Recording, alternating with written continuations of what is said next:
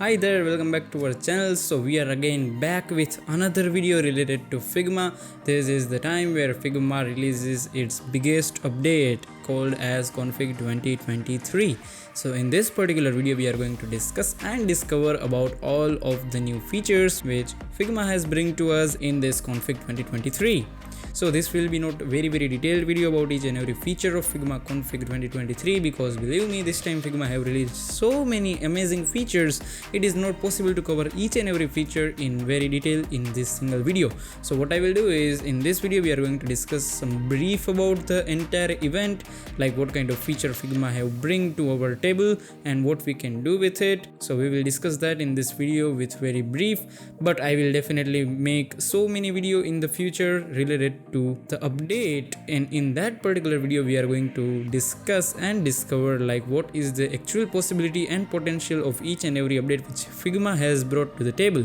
So let's begin with this video without wasting any kind of your time. So if we talk about the updates, so there are major 4 updates which Figma have brought to us. So first of them is about auto layout. Yes, as always Figma have this time as well brought a lot of new updates into auto layout, which is very important to us. So for example, if I talk about the first update in auto layout, which is wrapping.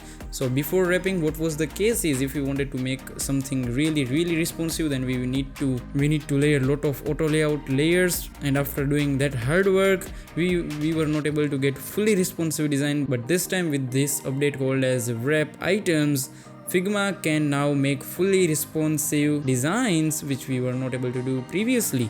So with help of this, what we can do is with help of this update, what we can do is we can make really responsive design in very easy manner. And if I talk about other thing which will help us to make our responsive design much more easily, so that is min and max width. So now we can give any element minimum and maximum width and height, so it can act as a grid layout. So if you are from web development background, then you might know like we can set breaking points for making any design responsive. So kind of similar thing we are having in the Figma as well, called as min and max height and width.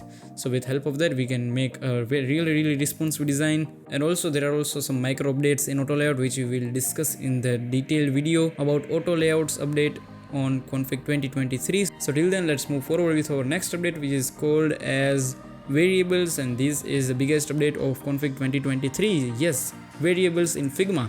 So what do I mean by that? So in simple terms, if you create your design for dark and light theme with help of variables, what you can do is you can assign any element colors, such as for example if you are having CTA, then you can assign basically 2 colors for a single CTA, one for light version and one for dark version. And whenever you drag your one CTA from light and put it in dark, then it will automatically change its color based out of its theme which you are dragging into. So which is really awesome thing to do. You can make multiple types of variables such as string, number, colors, as well as booleans, which is really awesome thing to have. And with help of variables there will be lot of new scope which we can do with Figma now. And with help of variables there is also a lot of improvement in prototype as well. Yes, so if we are talking about prototype, so next biggest update is prototype in Figma. So now we can do very detailed and complex prototyping in Figma as well, including conditional statement as well. And now with help of Figma we can create very detailed prototype and working prototype, such as we can do with protopy and all.